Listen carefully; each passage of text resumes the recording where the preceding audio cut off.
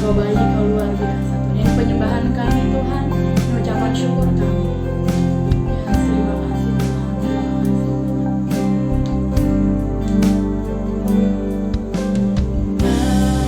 Alam semesta melukiskan kebesaran Tuhan. Sudah menyanyikan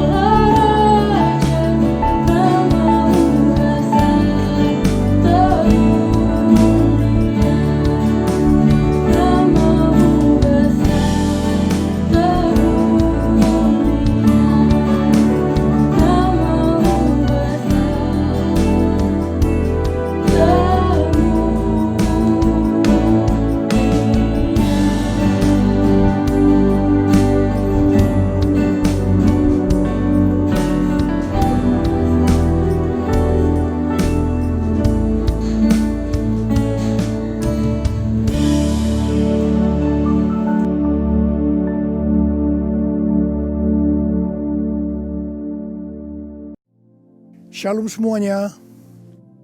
Tuhan Yesus berkata dalam Yohanes 14 ayat 12, Aku berkata kepadamu, sesungguhnya barang siapa percaya kepadaku, ia akan melakukan juga pekerjaan-pekerjaan yang aku lakukan. Bahkan pekerjaan-pekerjaan yang lebih besar daripada itu. Sebab aku pergi kepada Bapa. Di sini Tuhan Yesus berkata bahwa kalau kita percaya kepada Tuhan Yesus, maka setelah Tuhan Yesus naik ke sorga, kita akan melakukan pekerjaan-pekerjaan yang dilakukan oleh Tuhan Yesus. Bahkan pekerjaan-pekerjaan yang lebih besar. Pada waktu Tuhan Yesus berada di bumi ini, Tuhan Yesus melayani di Yerusalem, di Yudea, dan di Samaria.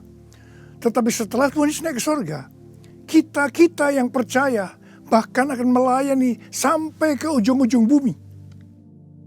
Jumlah mujizat yang dilakukan oleh kita yang percaya jauh lebih banyak dibandingkan dengan yang dilakukan oleh Tuhan Yesus pada waktu itu.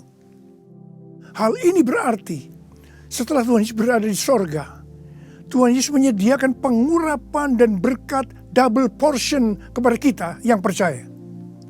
Double portion bukan hanya berarti 2 kali lipat, tetapi juga berarti berlipat-lipat kali ganda. Amin. Ada berapa banyak di antara saudara yang mau menerima berkat atau pengurapan double portion? Boleh angkat tangan saudara. C.D. Jacobs bernubuat bahwa Pentakosta tahun 2020 tidak sama dengan Pentakosta sebelumnya. Dikatakan bahwa kita sedang memasuki Pentakosta dari Pentakosta, yaitu Pentakosta yang ketiga, di mana ini adalah pencurahan Roh Kudus yang terbesar dan yang terakhir sebelum Tuhan Yesus datang kembali. Untuk itulah Tuhan Yesus memperlengkapi kita dengan pengurapan double portion. Setelah Roh Kudus dicurahkan pada waktu Pentakosta yang pertama, maka salah satu tanda yang terjadi pada waktu itu adalah perubahan paradigma dalam pelayanan. Selama ini, pengertian dari murid-murid Tuhan Yesus adalah bahwa keselamatan hanya untuk orang Yahudi saja. Tetapi dengan adanya peristiwa Cornelius yang bukan orang Yahudi bertobat, dipenuhi dengan Roh Kudus, berbahasa roh, dan menerima baptisan air, maka dengan perdebatan yang cukup panjang, akhirnya dengan kesaksian Petrus, para rasul dan seluruh orang percaya di Yudea dapat menerima bahwa keselamatan bukan hanya untuk orang Yahudi saja, tetapi untuk semua bangsa, termasuk bangsa Indonesia. Dan ini pasti akan menyebabkan perubahan paradigma dalam cara penginjilannya. Demikian pula hal ini terjadi dalam era Pentakosta ketiga ini. Yang jelas dengan adanya pandemi COVID-19 akan terjadi perubahan paradigma dalam pelayanan untuk terjadinya penuaian jiwa yang terbesar dan yang terakhir. Hal yang pertama adalah yang tadinya kita ibadah secara offline, sekarang berubah menjadi ibadah secara online. Tadinya kita beribadah di gedung gereja, kita bersekutu bersama-sama, bisa berjabatan tangan, saling berpelukan, menyatakan kasih kita, melakukan penumpangan tangan. Sekarang sudah tidak bisa lagi. Kita memasuki new normal.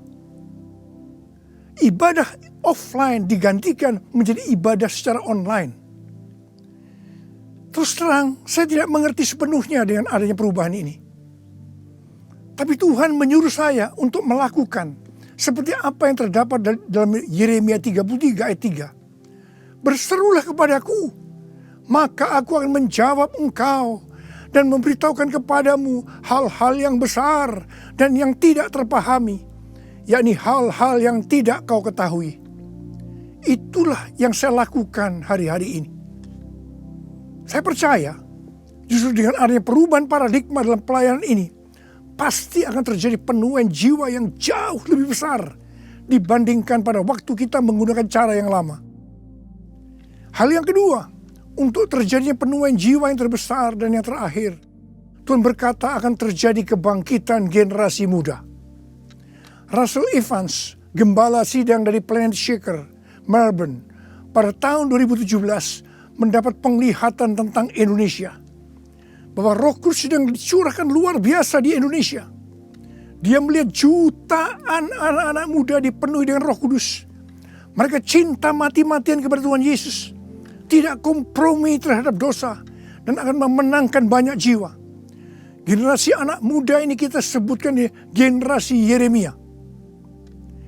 Awal Januari tahun 2020. Para aras nasional dan para pemimpin Kristen berkumpul untuk membicarakan langkah konkret yang akan dilakukan sebagai respon terhadap komitmen para pemimpin Kristen sedunia di Swiss tahun 2017 tentang misi yang akan dikerjakan bersama-sama, di mana hal ini juga diresponi oleh Indonesia di Brastagi, Sumatera Utara pada tahun 2018. Dengan perkataan lain, ini membicarakan tentang langkah konkret yang akan dilakukan oleh seluruh gereja untuk menyelesaikan amanat agung Tuhan Yesus. Hasil dari pertemuan para pemimpin Kristen awal Januari 2020 itu, bahwa apa yang akan dilakukan ke depan untuk menyelesaikan amanat agung Tuhan Yesus akan menunggu sepulangnya saya dari pelayanan di Brasil. Di Brasil, saya melayani KKR untuk generasi muda yang berusia rata-rata sekitar 24 tahun. Yang diadakan di 3 stadion besar. Jumlah yang hadir sekitar 180.000 orang. Waktu saya bertemu dengan para pemimpin di Brasil, kami sama-sama mendapatkan pengertian bahwa kegerakan orang-orang muda dunia akan dimotori oleh 2 bangsa, yaitu Indonesia dan Brasil. Katakan amin. Sepulang dari Brasil, ada 2 hal yang didapatkan. Yang pertama, gerakan untuk menyelesaikan amanat agung Tuhan Yesus akan dimotori oleh generasi muda. Yang kedua, kita disuruh berpuasa dari tanggal 1 Maret sampai dengan 9 April selama 40 hari.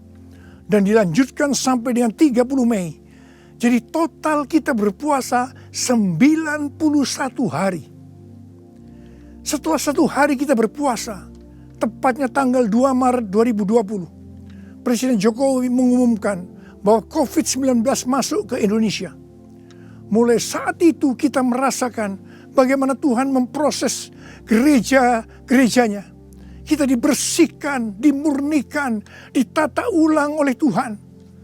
Kita memasuki new normal, dimensi yang baru, paradigma yang baru dalam pelayanan. Semua ini untuk mempersiapkan penuaian jiwa yang terbesar dan yang terakhir sebelum Tuhan Yesus datang kembali. Pada suatu hari ketika saya sedang membaca 1 Raja-Raja 20 ayat 13 sampai dengan 22. Tiba-tiba saya menerima WhatsApp dari Bapak Peter Faraknimela. Saya diminta untuk membagikan apa yang ada di dalam hati saya untuk generasi Yeremia pada acara live streaming Generasiku Bangkit yang kedua dengan tema Finishing a Great Commission pada tanggal 26 Juni 2020. Terus terang saya kaget, surprise. Sebab kalau kita membaca ayat-ayat dari 1 Raja-Raja ayat 20 ayat 13 sampai dengan 22 itu menceritakan tentang seorang nabi yang datang kepada Ahab, Raja Israel, untuk menyampaikan pesan Tuhan bahwa Tuhan akan menyerahkan musuh mereka, yakni orang-orang Aram yang sedang mengepung Samaria. Ahab bertanya, siapa yang akan membantu untuk melawan musuh yang begitu besar itu? Nabi itu menjawab, orang-orang muda, pengiring kepala-kepala daerah, yang jumlahnya hanya 232 dari 7.000 orang Israel. Orang-orang muda ini yang akan menyerang lebih dulu.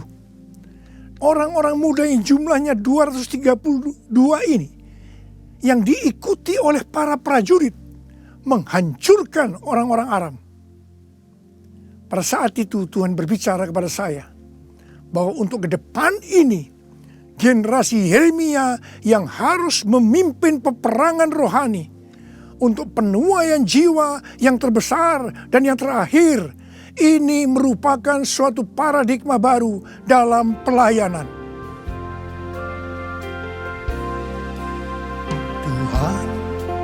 Ini aku, jadikanlah ku alatmu untuk memberitakan Injilmu. Tuhan, ini aku, jadikanlah ku hamba-Mu untuk melakukan firman-Mu. Penuhi hidupku dengan Roh-Mu, agar ku jadi saksi-Mu. Pakailah hidupku dan urapilah untuk kemuliaan nama-Mu. Untuk kemuliaan nama-Mu. Untuk kemuliaan nama-Mu. Menteri Agama memberikan pengarahan dalam pembukaan kembali ibadah secara offline, bahwa anak-anak, lansia, dan orang yang memiliki penyakit bawaan yang beresiko tinggi terhadap COVID-19 dilarang beribadah di gereja.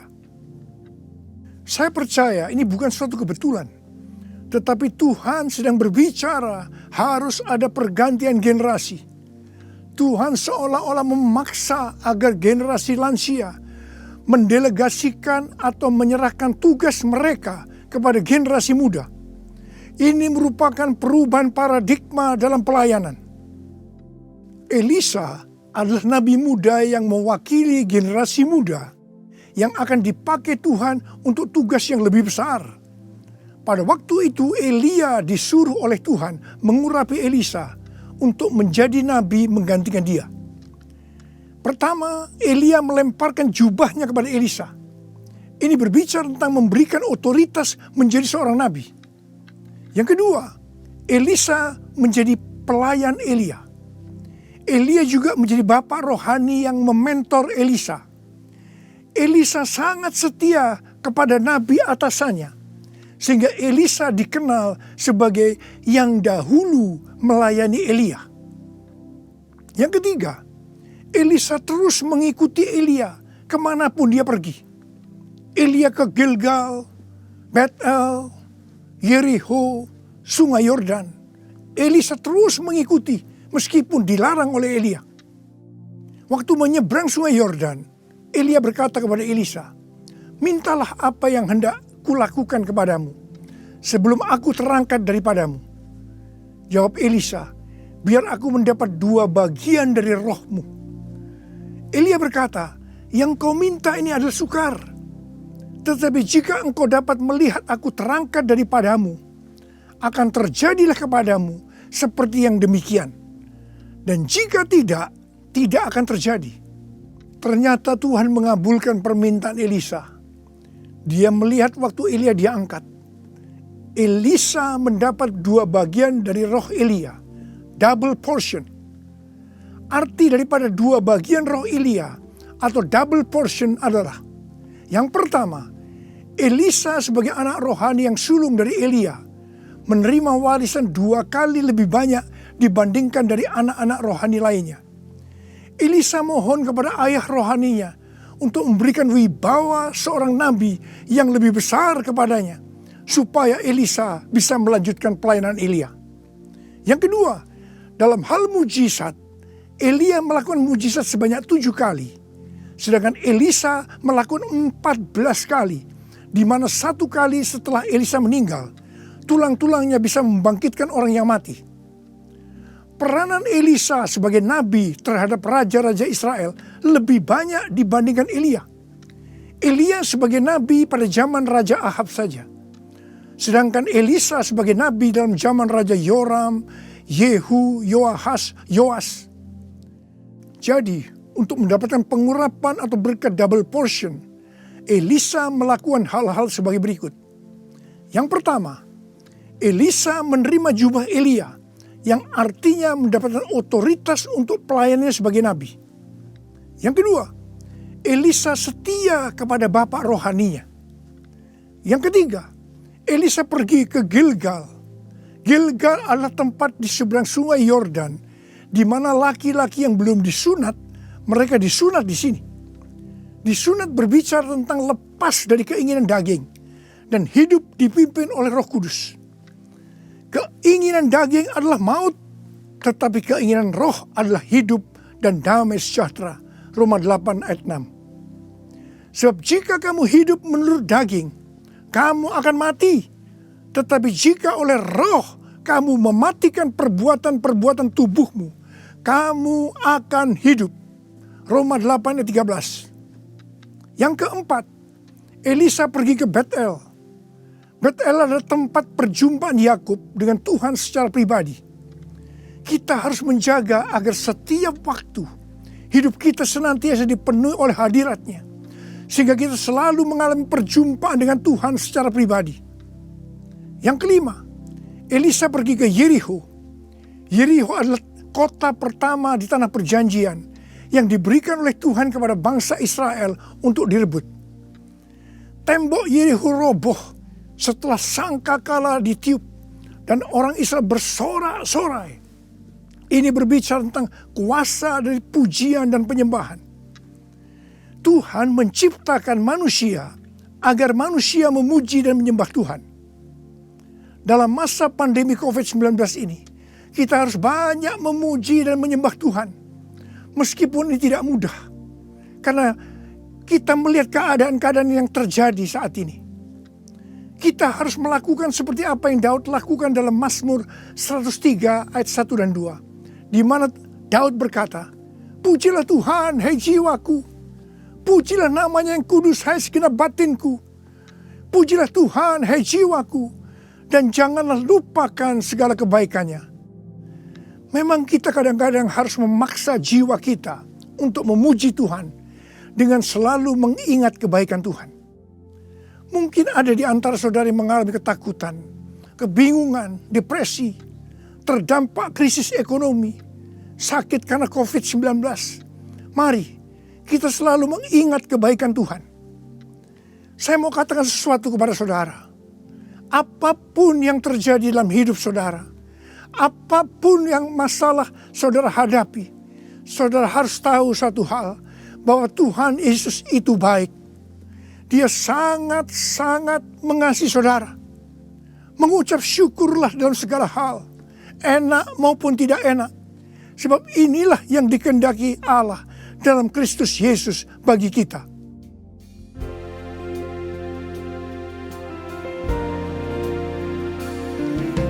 Bapa, Engkau baik. Bapa, Engkau baik. Kau selalu baik kepadaku. Apa ku cinta Kau. Aku memujimu. Aku menyembahmu. Ku nyanyi haleluya.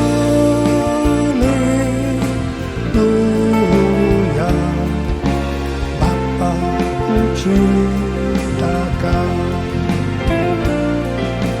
Bapa ku cinta Kau.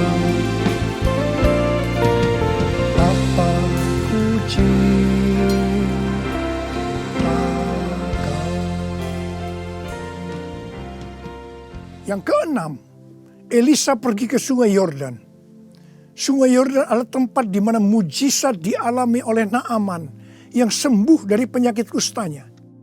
Kunci kesembuhannya adalah kerendahan hati, yaitu dengan bersedia membenamkan diri 7 kali dalam sungai Yordan. Sungai Yordan adalah tempat di mana Tuhan Yesus dibaptis. Roh Kudus dalam bentuk burung merpati turun atas Tuhan Yesus. Terdengar suara dari sorga, "Inilah anakku yang kukasihi, kepadanya lah aku berkenan." Sungai Yordan adalah tempat di mana kemuliaan Tuhan dinyatakan. Sungai Yordan menjadi kering ketika kaki para imam yang mengangkat tabut Allah masuk ke dalam air. Kemuliaan Tuhan ini terjadi karena mereka percaya dan melakukan kehendak Tuhan meskipun tidak masuk akal. Sekali lagi, saya mau bertanya kepada saudara, ada berapa banyak yang mau menerima pengurapan dan berkat double portion? Angkat tangan saudara. Ada 8 hal yang harus kita lakukan kalau mau mendapatkan pengurapan atau berkat double portion. Yang pertama, menerima tugas yang diberikan oleh Tuhan dengan sukacita. Yang kedua, setia kepada atasan kita, pembimbing rohani kita, bapak rohani kita. Yang ketiga, melepaskan keinginan daging dan hidup dipimpin oleh Roh Kudus. Yang keempat, usahakanlah setiap waktu kita dipenuhi dengan hadirat-Nya, agar kita senantiasa mengalami perjumpaan dengan Tuhan secara pribadi. Yang kelima, dalam segala situasi kita harus banyak berdoa, memuji dan menyembah Tuhan. Yang keenam, hidup dengan kerendahan hati.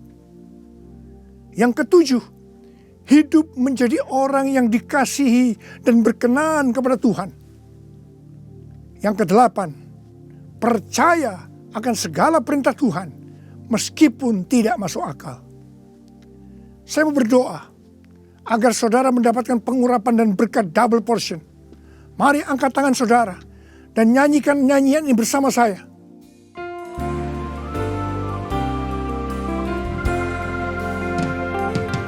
Anointing, follow me. Anointing, follow me. Let the power of the Holy Spirit fall on me. Anointing, fall on me. Anointing, fall on me.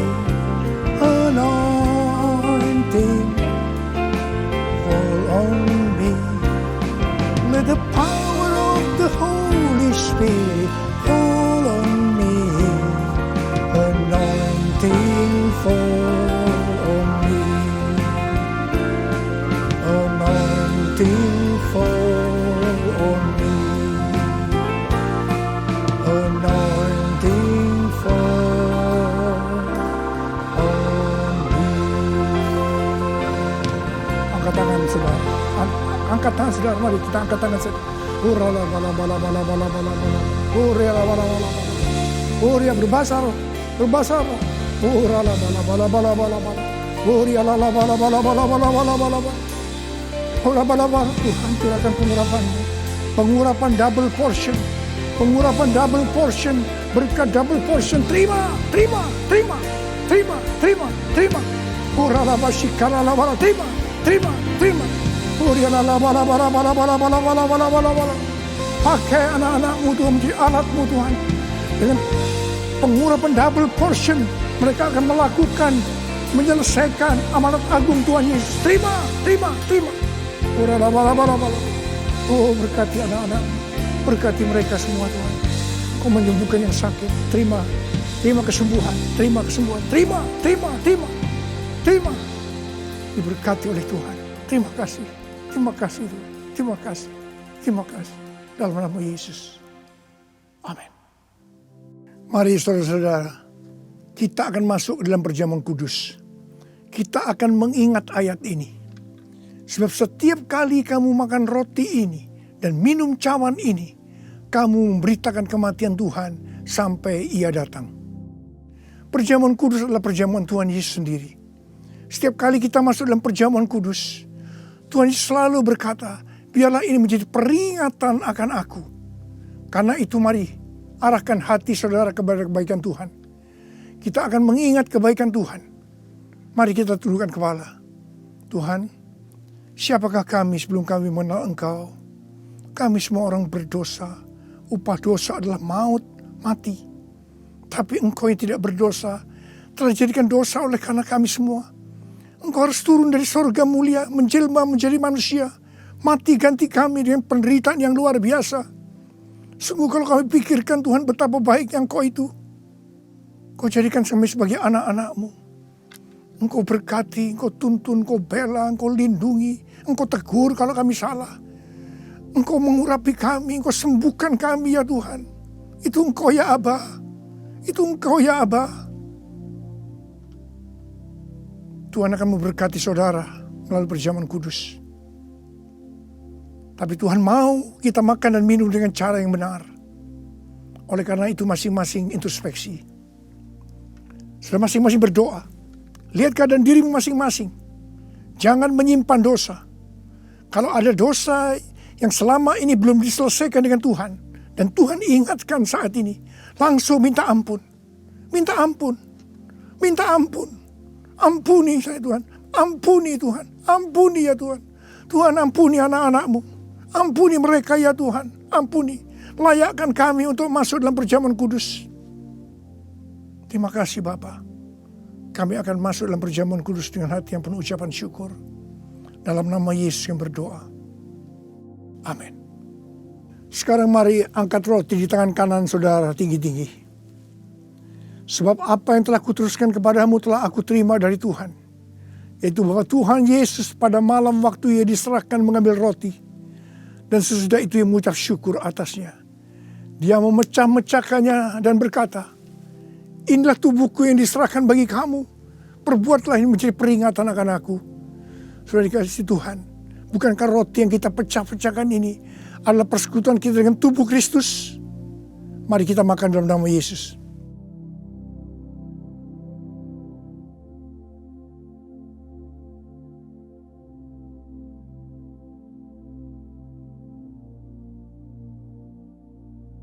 Sekarang angkat cawan di tangan kanan saudara tinggi-tinggi. Demikian juga ia mengambil cawan sesudah makan lalu berkata, cawan ini adalah perjanjian baru yang dibenterkan oleh darahku. Perbuatlah ini setiap kali kamu meminumnya menjadi peringatan akan aku.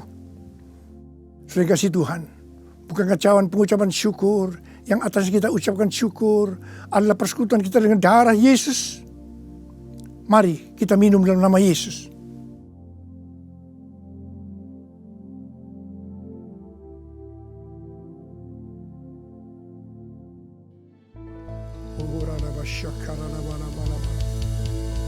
Angkat tangan saudara.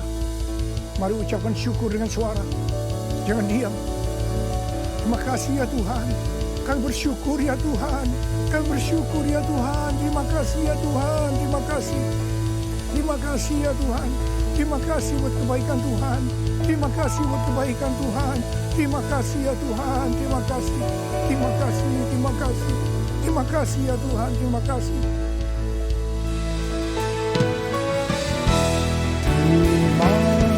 Terima kasih Yesusku, terima kasih Yesusku. Puji syukur hanya bagi Tuhanku. Terima kasih Yesusku, terima kasih Yesusku. Puji syukur hanya bagi Tuhanku. Terima kasih Yesusku, terima kasih Yesusku. Puji syukur hanya bagi Tuhanku. Terima kasih Yesusku, terima kasih Yesusku. Puji syukur hanya bagi Tuhanku. Puji syukur hanya bagi Tuhanku. Puji syukur hanya bagi Tuhanku.